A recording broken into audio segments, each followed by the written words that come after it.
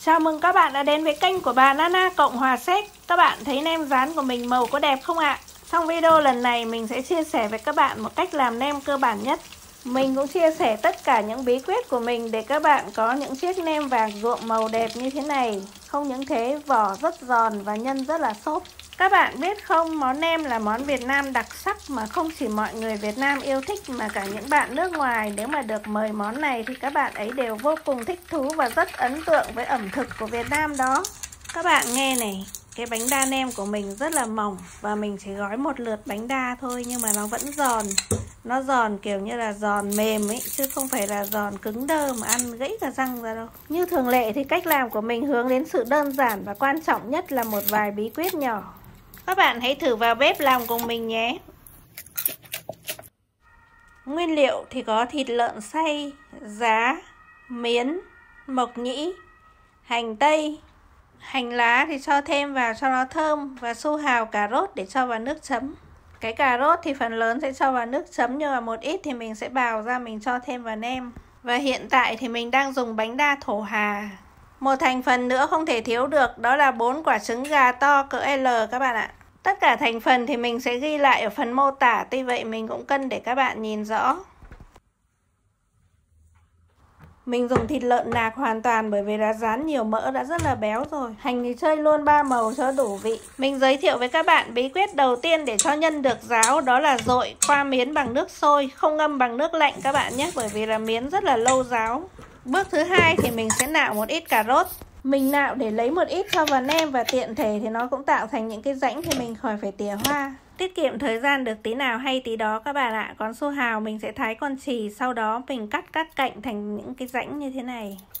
Chúng ta sẽ cắt thành từng miếng vuông mỏng, sau đó sẽ cho độ khoảng nửa thìa cà phê muối để cho su hào cà rốt nó mềm ra.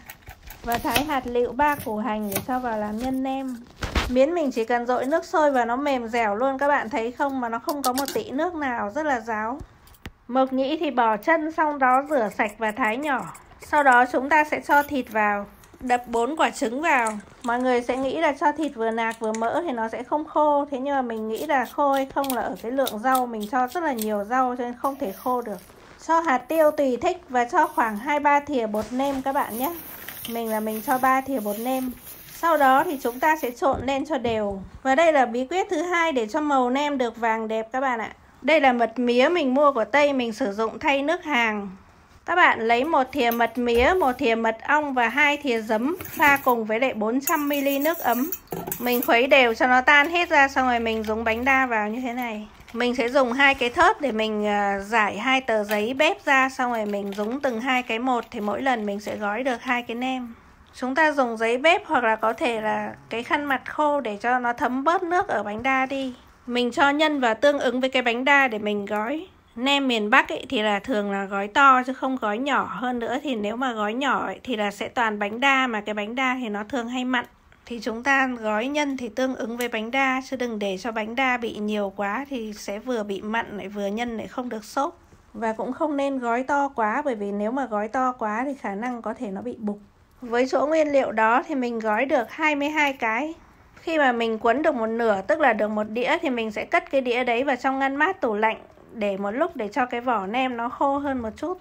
Khi mà mình cuốn xong đĩa thứ hai thì mình sẽ mang đĩa thứ nhất ra rán và đĩa thứ hai thì lại cho vào tủ lạnh. Đây là bí quyết thứ 3 các bạn ạ. Các bạn phải xem kỹ từng bước một, không được bỏ qua bước nào, bởi vì là mình sẽ chia sẻ dần dần các bí quyết nào cũng rất là quan trọng. Được một nửa rồi các bạn này, các bạn xem là nhân rất là khô ráo, nó không bị chảy nước. Mình không cần phải vắt rau mà cũng không cần phải cho dầu đâu các bạn. Mà lượng rau là nhiều hơn lượng thịt đấy, có nửa cân thịt mà 3 lạng giá với lại 3 lạng rưỡi hành. Ngoài ra thì có cà rốt với lại hành lá nữa. Cho nhiều rau thì nem sẽ ngọt và xốp, còn cho nhiều miến thì nhân nó sẽ tơi không bị chắc.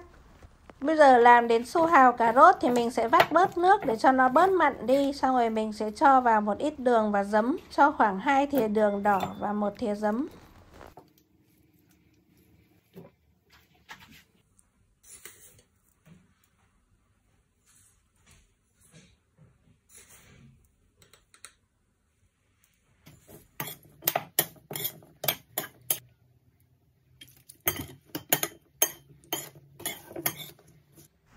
Bây giờ mình bắt đầu rán nem và mình sẽ chia sẻ bí quyết thứ tư, đó là cho dầu vào, xong đó cho một ít chanh vào để cho nem sẽ giòn hơn. Cho chanh vào khi dầu chưa sôi này, nó sẽ không bị bắn đâu các bạn ạ. Xong rồi bây giờ mình chia sẻ bí quyết thứ 5. Mình cho vài miếng gì đây các bạn? Đây là vài miếng gừng các bạn ạ. Khi mình cho gừng vào dầu thì nem mình cho vào rán nó không bị ra cái bọt trứng. Khi dầu đã sôi thì mình cho nem vào mình rán, và lúc này đây thì mình thấy là hơi ít dầu. Các bạn có thể cho ngập dầu luôn vào, bởi vì tí nữa là mình sẽ cho thêm ngập dầu. Khi mới cho vào thì nem nó chưa dóc thì mình chờ khi nào nó cứng thì lúc đấy mình hãy dở.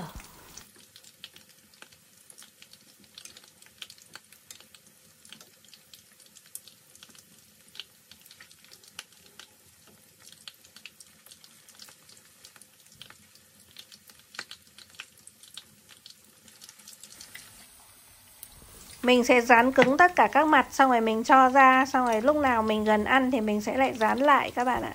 Nếu mà một lần làm ăn không hết thì các bạn cứ dán lên hết như thế này, xong rồi để nguội, rồi có thể để đông đá hoặc là để ngăn mát. Lúc nào ăn thì lại giã đông xong rồi dán.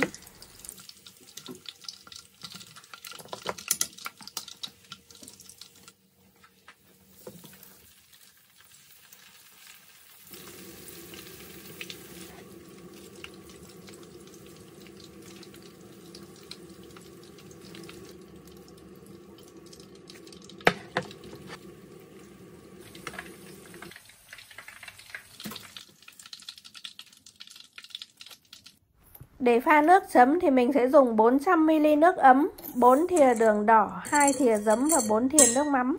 Nước mắm của mình là nước mắm của Thái Lan, có thể là nó không mặn bằng nước mắm mực của Việt Nam. Và giấm thì là cũng giấm bên này cũng chua hơn giấm của Việt Nam. Thì tùy các bạn gia giảm theo khẩu vị riêng của gia đình.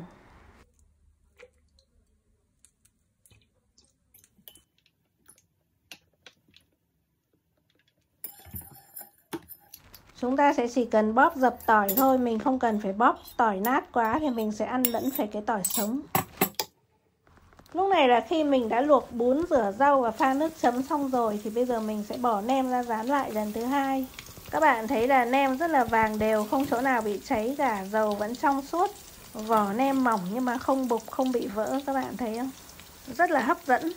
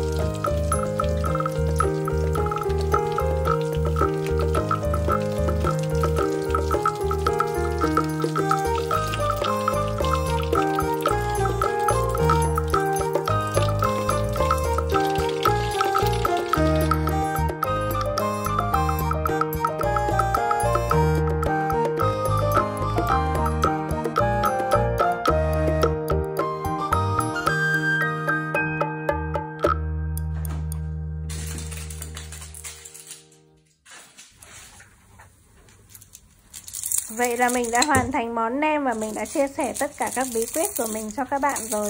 Đây là một công thức nem cơ bản với những liều lượng chuẩn, còn thành phần thì các bạn có thể thay đổi. Chẳng hạn có thể thay giá bằng củ đậu hoặc là su hào. Không thích thịt nạc thì có thể thay bằng thịt mỡ, không thích thịt lợn có thể thay bằng thịt gà hoặc là tôm cua các loại.